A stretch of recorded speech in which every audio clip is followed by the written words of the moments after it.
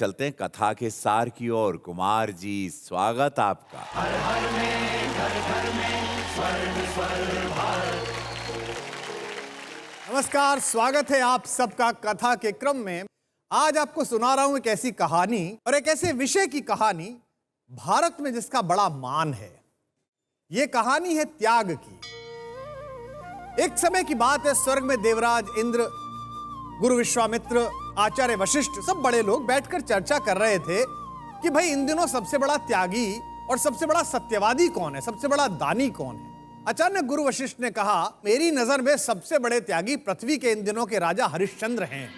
विश्वामित्र ने कहा कि आचार्य, मैं भी पृथ्वी पर काफी लंबे समय से हूं। जहां तक मेरी जानकारी है, तीनों लोकों में सबसे बड़ा त्यागी होना किसी पृथ्वीवासी के बस में नहीं है। आचार्य वशिष्ठ ने कहा, महर्षि, मैं सत्य कह रहा हूं, और यदि आपको विश्वास ना हो तो हम सबकी ओर से आप ही परीक्षा लेकर हमें बता दीजिए कि सबसे बड़ा त्यागी हरिश्चंद्र हैं या कोई और है। विश्वामित्र पृथ्वी पर आए। राजा हरिश्चंद्र उस समय जंगल में थे। विश्वामित्र राजा के सम्मुख एक तपस्वी के रूप में प्रकट हुए। राजा ने महर्षि को देखा और प्रणाम कहा कि ऋषिवर आदेश करिए, मैं राजा हरिश्चंद्र आपकी क्या सेवा कर सकता हूं। विश्वामित्र ने कहा, राजन, मुझे अभी तो आवश्यकता नहीं है तुम्हारी सहायता की, पर मेरे मन में एक विशाल यज्ञ करने का है। मैं उसकी तैयारी कर रहा हूं। हो सकता है तुम्हारी कुछ मदद लगे और उस समय मैं तुमसे मांग लूंगा। राजा हरिश्चंद्र ने कहा कि मेरा वचन है कि मेरे राजमहल के द्वार आपके लिए 8 प्रहर खुले हुए हैं। कुछ समय बाद महर्षि विश्वामित्र राजा हरिश्चंद्र के भरे दरबार में पधारे। राजा ने उन्हें पहचान कर उनका खूब स्वागत किया और कहा, महर्षि, आपने बताया था यज्ञ के विषय में कैसी तैयारी चल रही है। विश्वामित्र ने कहा, राजा, बस मैं इसीलिए तो आपके पास आया हूं। बस यज्ञ की तैयारी पूरी हो गई है, थोड़े दान की आवश्यकता है, पर समस्या यह है कि मुझे लग नहीं रहा कि मैं तुमसे मांगूं और तुम वो दान मुझे दे दोगे। तो उसने कहा कि अरे ऐसा कैसे हो जाएगा, वचन दिया है, आप मांगिए, मैं अपना प्राण दे सकता हूं आपको। महर्षि विश्वामित्र ने कहा, ठीक है, अब भाई इतना ही विश्वास दिलाते हो तो मांगने का साहस कर लेता हूं, हालांकि मुझे भरोसा अभी भी नहीं है। राजा ने कहा कि आप मांगिए। विश्वामित्र ने कहा, तो सुनो राजन, मुझे दान में तुम्हारा सारा ऐश्वर्य, तुम्हारा सारा धन और तुम्हारा पूरा राज चाहिए। महर्षि ने जो ये मांग की, इस पर सब अचंभित थे, सब दुखी थे और सबको लगता था ये ना माने जाने वाली मांग है। सन्न राज्यसभा में प्रसन्न मुख राजन ने मुस्कुराते हुए कहा, बहुत ही सामान्य चीज मांगी आपने महर्षि। मैं इस भरी राज्यसभा को, इन पंच तत्वों को साक्षी करके इसी क्षण आपको अपनी पूरी संपत्ति, अपना समस्त राजपाट दान करता हूं। महर्षि ने चकित होते हुए कहा, वाह राजन, ऐसा दान तो केवल तुम दे सकते हो। पर शास्त्रों में एक बात कही गई है कि दान का संकल्प बिना दक्षिणा के नहीं होता, दान के साथ कुछ दक्षिणा देनी पड़ती है। तो अब तुमसे दक्षिणा की भी अपेक्षा है। राजा ने कहा, बिल्कुल, मैं भी सहमत हूं, मानिए आप क्या मांगते हैं। बोले 1000 स्वर्ण मुद्राएं दक्षिणा में मिले। राजा ने अपने खजांची से कहा, सुनो, अभी 1000 स्वर्ण मुद्रा लेके आओ। खजांची उठने को हुआ तो विश्वामित्र ने उसे बढ़ जाके, बैठ जाओ, अब तुम्हारा राजा मैं हूं। कुछ ही क्षण पहले तुम्हारा राजा इस पूरी पृथ्वी का सारा राजपाट मुझे दान कर चुका है, और दान दी हुई वस्तु में से दान लेकर दान क्या करना। महाराज बोले, क्षमा करिए महर्षि, मैं भूल गया था। मैं संध्या तक आपको 1000 स्वर्ण मुद्रा दक्षिणा के रूप में दे दूंगा। महर्षि ने कहा, ठीक है, लेकिन शाम तक यदि मुझे दक्षिणा न दे पाए तो मैं तुम्हारा दान तुम्हें वापस लौटा दूंगा। चिंता में पड़े हरिश्चंद्र अपनी पत्नी तारा, जिन्हें कहानियों में और शास्त्र में शैव्या भी कहा जाता है, और अपने छोटे पुत्र रोहित को लेकर बाहर निकले। जब आदमी राज्य सत्ता में होता है, जब शक्ति में होता है, तो उसको लगता है कि सब कुछ सुलभ है, लेकिन संसार इतना आसान नहीं है। अब राजा सामान्य मनुष्य थे, कौन उन्हें 1000 स्वर्ण मुद्राएं देता। तो राजा ने स्वयं को दासों के दरबार में खड़े होकर कहा, मैं स्वयं की बोली लगाता हूं, जो मुझे खरीद ले, पर मुझे 1000 मुद्राएं चाहिए। नगर के द्वार पर जब हरिश्चंद्र ने यह ऐलान किया तो बड़े बड़े सेठ पीछे हट गए, कोई सामने नहीं आया। बनारस के उस घाट पर, गंगा के किनारे, शमशान में शवों की अंतिम क्रिया कराने वाले एक डोम ने सोचा, दास की तो मुझे भी आवश्यकता है।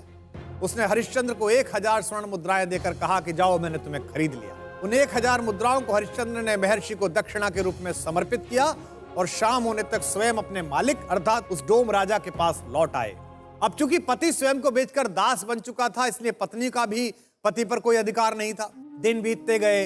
जिस महारानी के सुंदर शरीर को धूप तक छूने से पहले दरबार से आज्ञा लेती थी, वो एक छोटे से घर में सुविधाहीन जीवन से लड़कर इतनी मलिन हो गई थी कि पहचान में नहीं आती थी। अचानक एक दिन दुर्भाग्य ने और बड़ा विष रोपा। आधी रात हरिश्चंद्र शमशान की व्यवस्था देख रहे थे कि एक स्त्री के रोने की आवाज उन्हें सुनाई दी। एक स्त्री हाथ में एक छोटे बच्चे का शव लेकर बाहर खड़ी हुई। उन्होंने पूछा कि आपको क्या समस्या है। घूंघट डाले हुए इस स्त्री ने कहा कि मेरा इकलौता बच्चा आज बाहर खेलने गया था, एक जंगली सांप ने उसे काट लिया और उसकी मृत्यु हो गई है। मेरे पास कोई धन नहीं है कि मैं इसका कफन आदि का प्रबंध कर सकूं। जब वो कह रही थी तभी हरिश्चंद्र को लगा ये आवाज पहचानी हुई है। हरिश्चंद्र ने कहा आपके पुत्र का नाम क्या है? तो उन्होंने कहा मेरे पुत्र का नाम रोहित है। और आपका नाम क्या है? उसने कहा मैं तारा हूं श्रीमान। उसका चेहरा उठाकर देखा तो वो उनकी पत्नी थी। दोनों पति पत्नी रोने लगे। बच्चे का शव नीचे रख दिया गया। अब तारा ने कहा स्वामी अब इसके अंतिम संस्कार की व्यवस्था करिए। हरिश्चंद्र ने कहा वो तो ठीक है, लेकिन कफन के बिना इसका अंतिम संस्कार नहीं हो सकता और कफन के लिए इस शमशान का मूल्य चुकाना होगा। तारा ने कहा कि प्रभु आप तो जानते हैं कि मेरे पास एक फूटी कौड़ी भी नहीं है। हरिश्चंद्र ने कहा मैं अपने स्वामी का दास हूं और स्वामी की आज्ञा है कि किसी भी व्यक्ति से बिना मूल्य लिए शमशान में उसका अंतिम संस्कार न करना। दोनों के सम्मुख एक अजीब संकट था और तीनों लोगों ने वो दृश्य देखा। बाहर से आए हुए आभूषणों से लदी रहने वाली, रेशम से बनी हुई साड़ियां पहनने वाली महारानी ने एक अपनी सूती साड़ी के आधे टुकड़े को फाड़ा और कहा कि मैं आधी साड़ी से अपना शरीर ढक लूंगी और आधी को आप कफन लेकर अपने पुत्र रोहित का अंतिम संस्कार करके अपने कर्तव्य का पालन करें। आकाश में बिजली कड़की। तीनों लोकों के देवता इस दृश्य को देखने लगे। महर्षि विश्वामित्र प्रकट हुए और उन्होंने भीगी आंखों के साथ हरिश्चंद्र को गले लगाया और उन्होंने कहा वत्स ये केवल तुम्हारे और तुम्हारे कुल का ही साहस है जो सत्यनिष्ठा और त्याग की इस इतनी बड़ी परीक्षा में सफल रहे। मैं तो देवताओं के कहने पर तुम्हारी परीक्षा ले रहा था वत्स।